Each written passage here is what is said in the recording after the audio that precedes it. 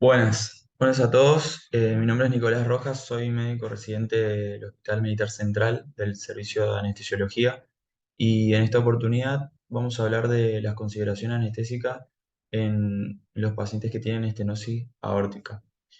En, el tema de la estenosis aórtica en la actualidad, con la incorporación del ecocardiograma, exámenes complementarios nuevos, los procesos de técnicas quirúrgicas nuevas, el manejo de guías clínicas y la evaluación, o sea, el manejo de estos pacientes, permitieron aumentar la expectativa de vida de estos pacientes y a su vez aumentar las posibilidades de acceder a una cirugía de reemplazo valvular y también de acceder a cirugías no cardíacas en mejores condiciones.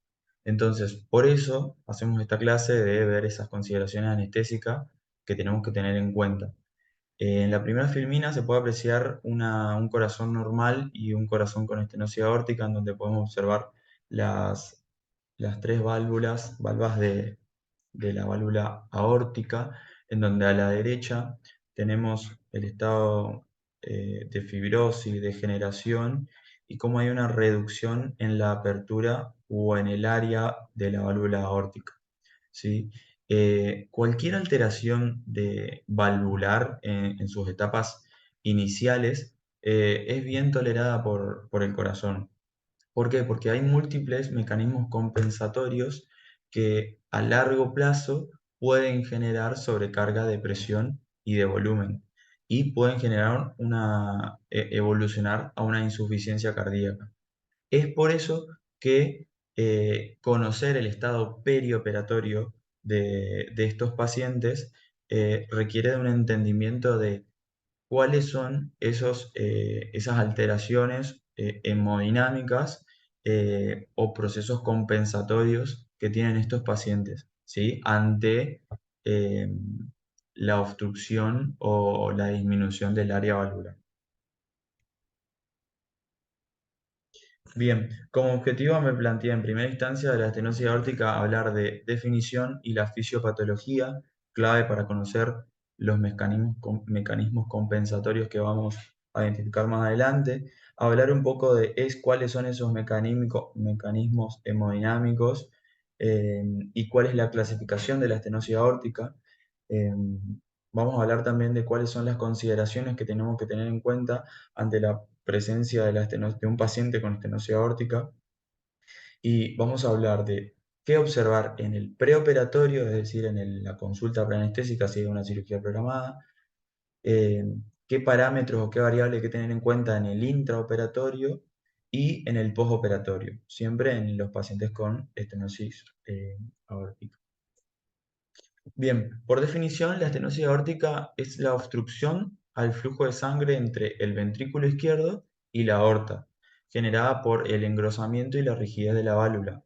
Puede ser secundaria a diferentes mecanismos inflamatorios. Puede ser o por fiebre reumática o por degenerativa, o bien malformaciones congénitas como la válvula bicúspide. ¿Sí? La estenosis aórtica es la lesión valvular más frecuente en los países desarrollados. Y esto se debe al proceso de envejecimiento poblacional. A medida que aumenta la edad, aumenta la frecuencia de esta valvulopatía. Y también existe alguna evidencia de que comparte factores de riesgo con la enfermedad aterosclerótica, como el tabaquismo, la hipertensión, eh, el sedentarismo y todo lo que ya conocemos. Entonces, a la derecha tenemos imagen de una anatomía patológica acá de una válvula esclerodegenerativa, en donde se puede apreciar la calcificación de todos los cuerpos valvulares. Acá tenemos una válvula bicúspide, en donde tenemos fusión de la válvula, y acá una válvula con enfermedad reumática, en donde también se puede observar la fusión de la fusión comisural y bueno, un poco de calcificación. Bien, acá eh, puse el Registro Argentino de Enfermedades Valvulares, un estudio, el ARGENVAL, es un estudio retrospectivo, observacional que se hizo en Argentina, en 18 centros de Argentina, en donde se, se tomaron registros de pacientes mayores de 18 años, pacientes ambulatorios, en donde se le hicieron ecocardiografía, eh, y eh, aproximadamente fueron como 3.000 pacientes, en donde se pudo, bueno, la conclusión fue que el 86% aproximadamente la etiología de los pacientes con estenosis aórtica fue degenerativa, o sea, es la más frecuente, y se encontró un 9% de pacientes con válvula bicúspide.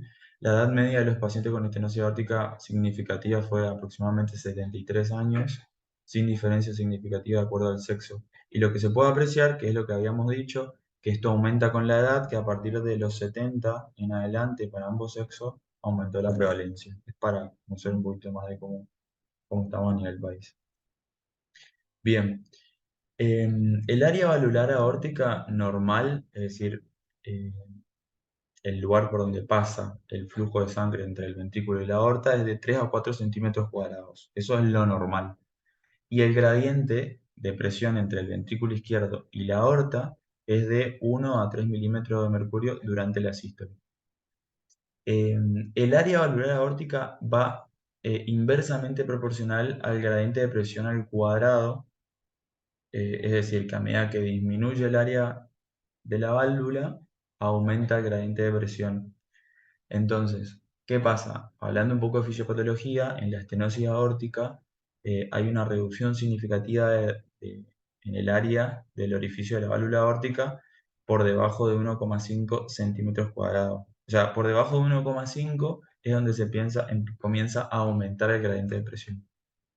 Este aumento de presión transvalvular, con una disminución subsiguiente del flujo sanguíneo desde el ventrículo izquierdo a la circulación sistémica.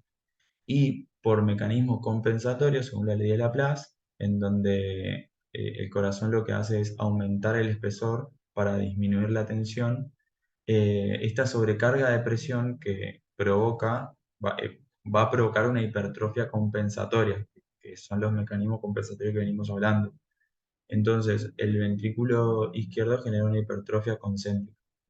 Esto disminuye la distensibilidad del ventrículo izquierdo y conduce a un aumento de la presión diastólica al final, que contribuye a la destrucción de los cardiomiocitos, y eso genera una disfunción ventricular izquierda.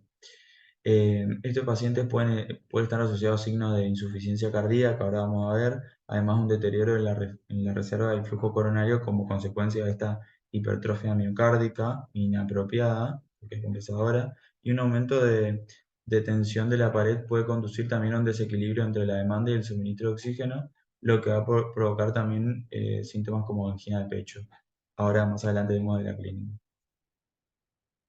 Bueno, es una imagen para esquematizar la historia natural de la esclerosis de la válvula aórtica, en donde, por ejemplo, al principio tenemos un paciente con válvulas normales que está en riesgo, tiene dislipemia, diabetes, hipertensión, tabaquismo, insuficiencia renal, entre otros factores de riesgo. Abajo, a medida que aumenta la edad, aumenta el proceso evolutivo de esta enfermedad. Comienza la enfermedad por una esclerosis aórtica, en donde hay inflamación, infiltración lipídica. Después progresa la enfermedad en donde hay todos mediadores de estrés oxidativo, hasta llegar a la obstrucción valvular, en donde se generan nódulos de hidroxiapatita y formación de cartílago y hueso inclusive, lo que va a disminuir el área valvular y genera rigidez. Todo esto a medida que pasa el tiempo. Y este es un esquema de la evolución natural de la estenosis aórtica, en donde tenemos estenosis aórtica, tenemos obstrucción del flujo salida del ventrículo izquierdo. ¿Y qué va a hacer qué pasa? Hay aumento de presión sistólica en el ventrículo izquierdo. Esto va a generar que aumente la masa del ventrículo izquierdo para compensar, generando una disfunción del ventrículo izquierdo. Esta obstrucción también genera aumento del tiempo eyectivo del ventrículo izquierdo porque tarda en eyectar el volumen sistólico, que me genera más consumo miocárdico de oxígeno y pierdo el tiempo diastólico. Recuerden que el corazón se irriga en diástole, entonces disminuye el aporte del miocardio al oxígeno. Esta obstrucción también aumenta la presión de diástole del ventrículo izquierdo, como dijimos, generando disminución del aporte de miocardio de oxígeno y disminuye la presión de la aorta, también generando disminución del aporte del miocardio. Todo esto genera isquemia miocárdica y si progresa y evoluciona a una insuficiencia cardíaca. Bien, entonces nosotros estamos en presencia de un paciente que tiene hipertrofia ventricular izquierda, tiene alterada la diástole, disminuye la compliance ventricular y genera, y el llene ventricular precoz, es decir, lo que se llena el ventrículo izquierdo va a depender de la contracción y la auricular. La aurícula va a contraerse para poder llenar el ventrículo. Entonces, nosotros necesitamos tener un ritmo sinusal, que esa aurícula se conduzca al ventrículo para llenar al ventrículo. Entonces, tenemos que tener ritmo sinusal y evitar alteraciones en la conducción. Ahora más adelante vamos a ver eso. Entonces, ¿por qué tenemos también riesgo de isquemia miocárdica? Porque los que expliqué anteriormente, hay factores que aumentan la demanda de oxígeno y disminuye el aporte de oxígeno. Todos los factores que aumentan la demanda de oxígeno en estos pacientes, por ejemplo, el aumento de la masa miocárdica genera demanda de oxígeno. El aumento de la presión del trabajo ventrículo izquierdo también. El aumento de la duración de la fase eyectiva también. Los factores que disminuyen el aporte va a ser el aumento de la presión de fin de diástole del ventrículo izquierdo, una menor presión diastólica aórtica, la compresión subendocárdica de los vasos coronarios impide que por la hipertrofia del ventrículo impide que se irrigue, eso genera disminución del aporte, y bueno, la ausencia de la irrigación coronaria en sístole en gran aumento por la presión del ventrículo izquierdo, más de lo mismo. Entonces, por eso tenemos esos factores. A lo largo de la evolución va a caer y llegamos a una insuficiencia cardíaca, generando al punto de bajar la FEI a menor del 50%. ¿Y esto qué va a generar? Genera más eh, mecanismos compensatorios que intenta sostener ese gasto cardíaco. Y ahí en ese caso va a involucrar a la aurícula izquierda y a la arteria pulmonar, generando hipertensión pulmonar y falla ventricular izquierda. Este aumento produce paulatinamente fibrosis de dicha arteria, de la arteria pulmonar, de manera que la no resolución de la estenosis deriva de hipertensión pulmonar crónica y finalmente, bueno, también puede claudicar el ventrículo derecho. Bueno, un poco más de fisiopatología para entender cuáles son los mecanismos compensatorios de esta valvulopatía y acá la clasificación. El flujo que pasa en la válvula, denominado flujo transvalvular estenótico, va a depender del gradiente de presión sistólica, el gradiente de un lado y del otro, del ventrículo izquierdo y de la aorta, la duración de la sístole, qué tiempo dura la sístole y del área valvular. Entonces, en base a todos estos parámetros, nosotros podemos clasificar a la gravedad de la estenosis. Y acá tenemos la clasificación. Entonces, todos estos parámetros se pueden evidenciar por ecocardiografía. Y vemos como un área valvular en centímetros cuadrados mayor a 1,5 es leve, de 1,5 a 1 es moderada y grave menor a 0,8. Acá GM, gradiente medio en presión, a medida que aumenta, dijimos que es inversamente proporcional al área valvular, aumenta las presiones más graves. O sea, un gradiente medio de presión mayor a 40 indica una estenosis aórtica grave, la velocidad pico y el índice del área valvular. Entonces, estos son los parámetros que nosotros tenemos que conocer para identificar una estenosis aórtica leve, moderada, moderadamente grave y grave. ¿Y cuál es el paciente que, que nosotros tenemos, el peor paciente, el peor evento que se nos puede ocurrir? Y son esos pacientes que tienen mala función ventricular porque se agotó esa función ventricular, que tiene bajo gradiente transvalvular una vez que superaron los mecanismos compensatorios, el gradiente transvalvular baja, y los pacientes que tienen bajo volumen sistólico. Estos pacientes tienen alta mortalidad y es el peor evento, eh, la peor condición que se nos puede presentar. Bueno, ¿qué consideraciones tenemos que tener para ante un paciente con estenosis aórtica? Vamos a hablar del preoperatorio, del intraoperatorio y el posoperatorio. En el preoperatorio vamos a evaluar si necesita o no profilaxia antibiótica, evaluar la sintomatología, que eso también nos tiene que llamar la atención, evaluar qué exámenes complementarios pedir, ecocardio, requietórax, ECG, evaluar el tipo de cirugía del tiempo quirúrgico. En el intraoperatorio, qué monitorear, qué tener en cuenta, si monitorear el electrocardiograma, eh, monitoreo invasivo de presión arterial y qué disponibilidad de droga tenemos que estar atentos. Y en el postoperatorio lo mismo, ver que tiene que tener un monitoreo continuo según el tipo de cirugía y mantener las variables hemodinámicas similares al intraoperatorio. Bueno, vamos por parte. En el preoperatorio, profilaxia antibiótica de endocarditis infecciosa. Según el consenso de valvulopatía de la Sociedad eh, Argentina de- de Cardiología, generalmente se da profilaxia antibiótica a los pacientes que tienen más riesgo de sufrir endocarditis infecciosa y a los pacientes en los que la endocarditis infecciosa puede ser significativamente grave. Y este consenso habla de algunos procedimientos con posibilidad de inducir bacteriemia. Y bueno, son los procesos odontológicos, del tracto respiratorio, maniobra del tubo digestivo y procedimientos genitourinarios. Y a su vez expone qué tipo de antibiótico se le puede dar en base al tipo de cirugía. Por ejemplo, procedimiento odontológico, tracto respiratorio y digestivo superior. Si no es alérgico a la penicilina, se le da amoxicilina, 2 gramos a los adultos una hora antes.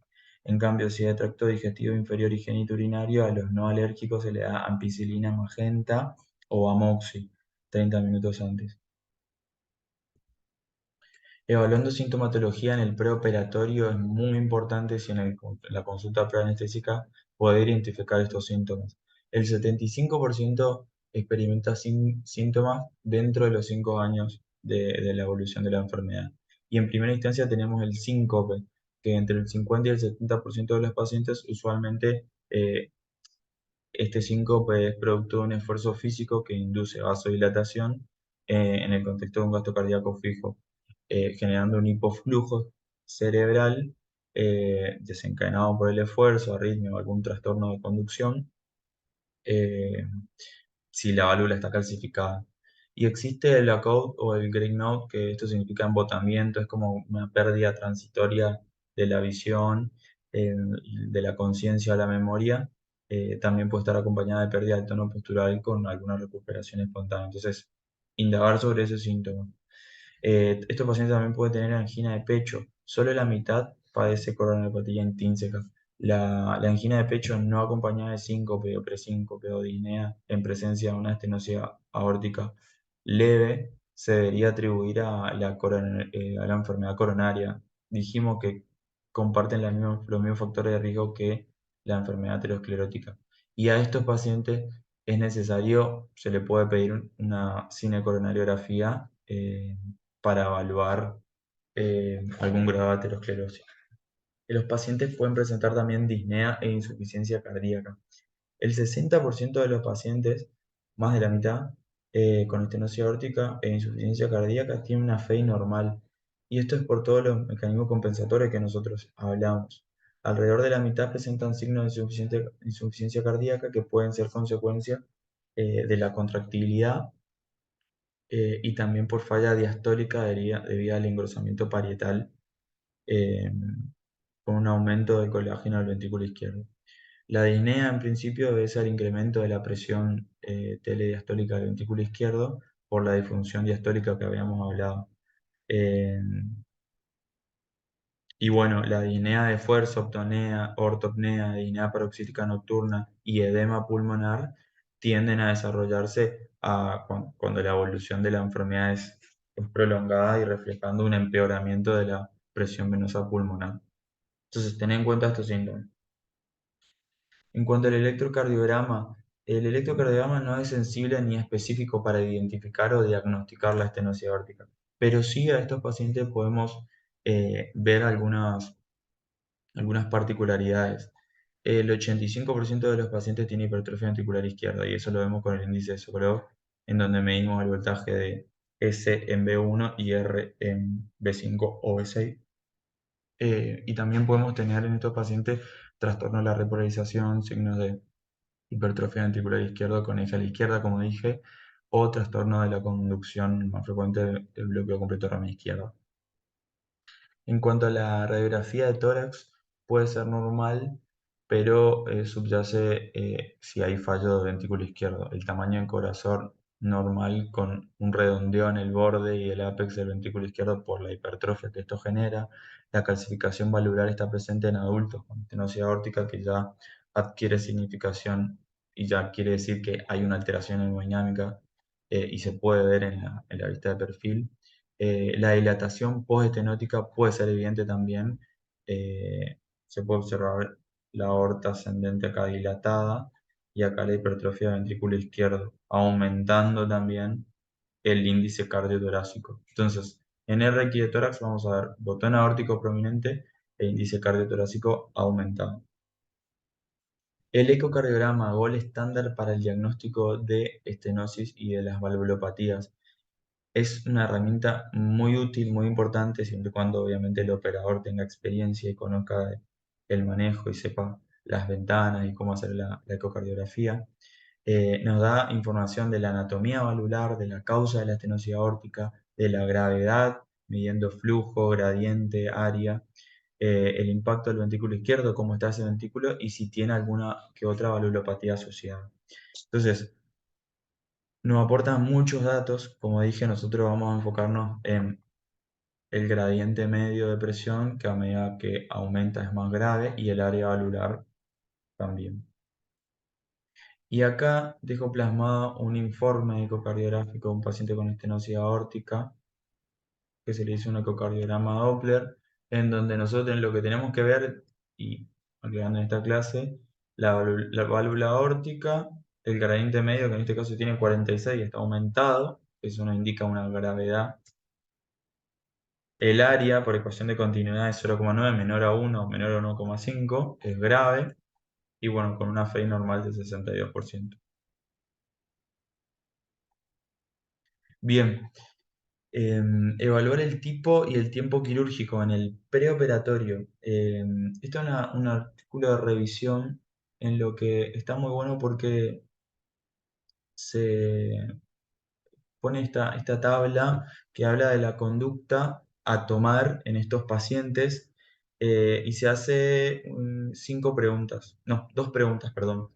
Si tiene al menos uno de los siguientes criterios de severidad: si tiene disnea clase 3 o 4, si tiene disnea progresiva, si tiene síncope en el ejercicio, si tiene insuficiencia cardíaca y si tiene el área valvular menor a 1 centímetro cuadrado. Entonces, si esa respuesta es sí o no, vamos a ver si se hace o no la cirugía cardíaca o no cardíaca.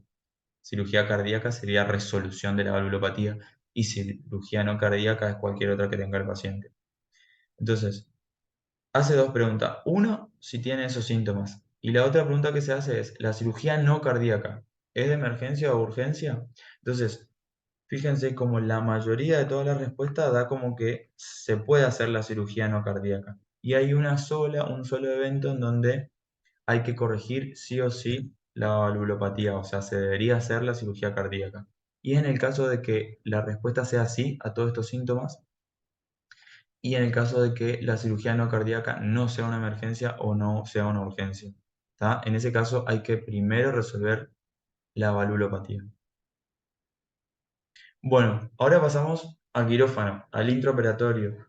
¿Qué monitoreo o qué tenemos que tener en cuenta nosotros a la hora de monitorizar un paciente con estenosis aórtica?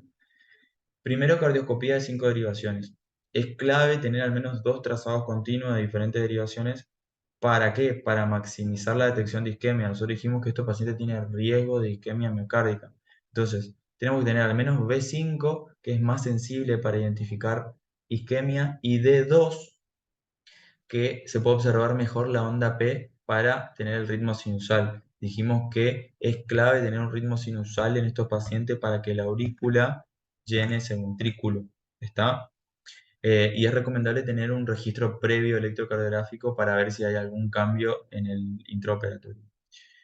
Otros monitoreos, bueno, la presión venosa central es errática, estimar las condiciones del llenado ventricular izquierdo en corazones con playa disminuida. O sea, es medio contradictorio porque puede subestimar de manera significativa la presión de fin de diástole del ventrículo izquierdo. Pero la colocación de una vía central eh, queda a criterio del anestesiólogo y obviamente del paciente, si es necesario o no pasa a infundir drogas vasopresoras o que necesitemos infundir.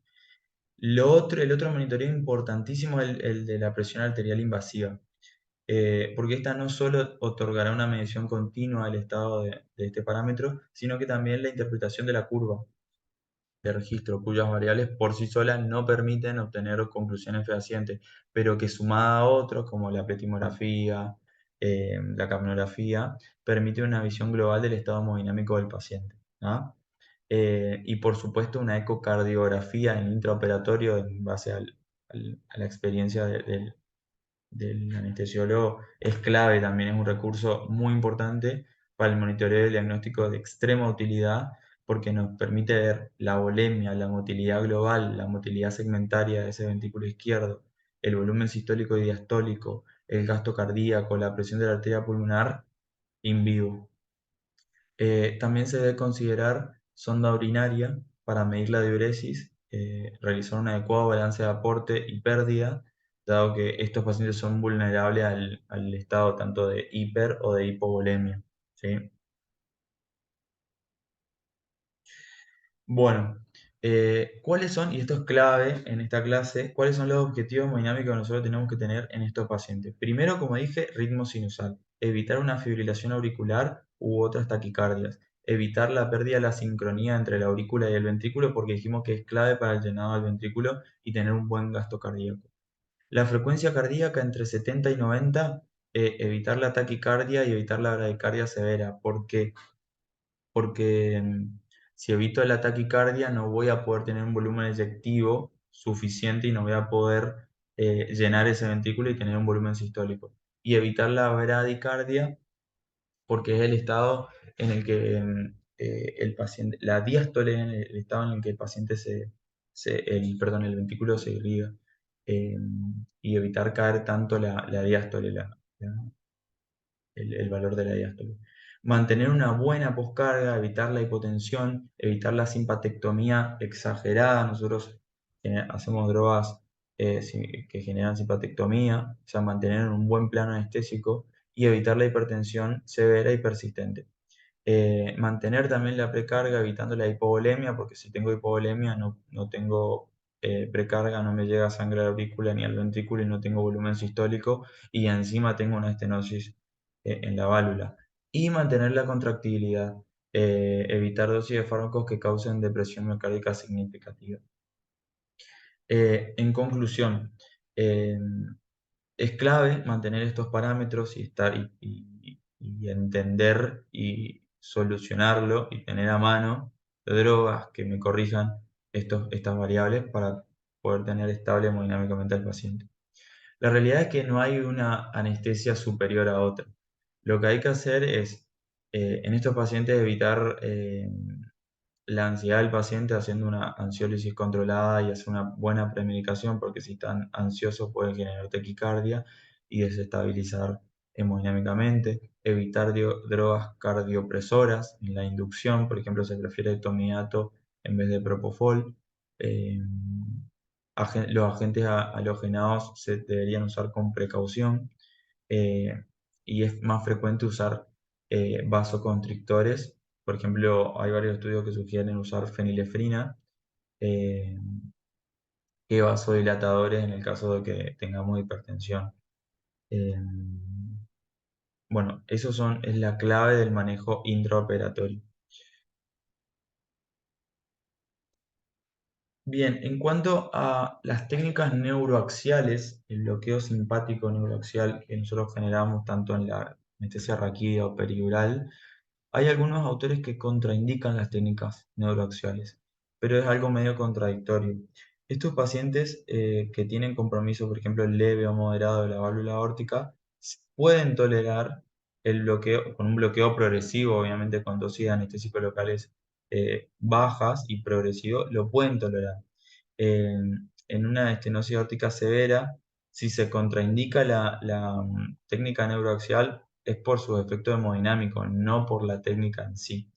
La realidad es que hay muy pocos estudios que comparan anestesia general versus anestesia epidural, pero yo leí uno que ahora lo dejo en la bibliografía, en donde compara la mortalidad entre anestesia general y anestesia epidural. Y se encontró que la mortalidad es menor al 5%, eh, comparando obviamente anestesia general versus epidural. Y los autores de este estudio, que lo dejo en la bibliografía, demostraron que eh, los mayores predictores, los predictores más importantes de mortalidad en estos pacientes es la gravedad de la estenosis aórtica y el estado de emergencia de la cirugía. Esas dos variables son los predictores más importantes de mortalidad. Eh, la cuestión de dar anestesia general versus epidural depende del criterio del anestesiólogo. Eh, es el anestesiólogo quien toma la decisión de hacer una u otra, eh, y queda a criterio, considera el estado preoperatorio del paciente, la gravedad de la estenosis, el tipo de cirugía y la experiencia previa que tiene el anestesiólogo con este tipo de pacientes. O sea, es criterio del anestesiólogo y de conocer a ese paciente.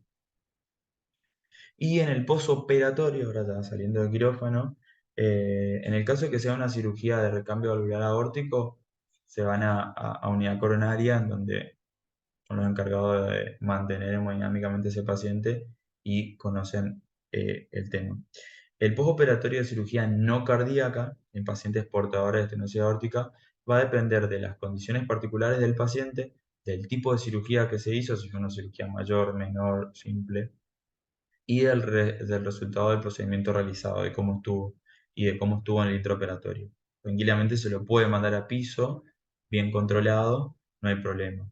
Ahora, en pacientes con mayor compromiso valvular deben ser manejados en la unidad de cuidados críticos. Los objetivos hemodinámicos que se señalaron en el intraoperatorio deben mantenerse vigentes en el postoperatorio, a lo que se debe agregar el manejo adecuado del dolor. Entonces, paciente con estenosis aórtica que tiene una cirugía de valvuloplastía o recambio valvular, se va a unidad coronaria. Paciente con estenosis aórtica leve, moderada, que estuvo durante todo el intraoperatorio bien, sin ninguna complicación, puede ir a piso bien controlado. Paciente con mayor compromiso de la válvula, que tuvo algún inconveniente del intraoperatorio, se va a unidad de cuidados críticos y se mantienen los objetivos hemodinámicos que habíamos hablado anteriormente, eh, y lo maneja el terapista, y obviamente hay que tener un adecuado manejo del dolor.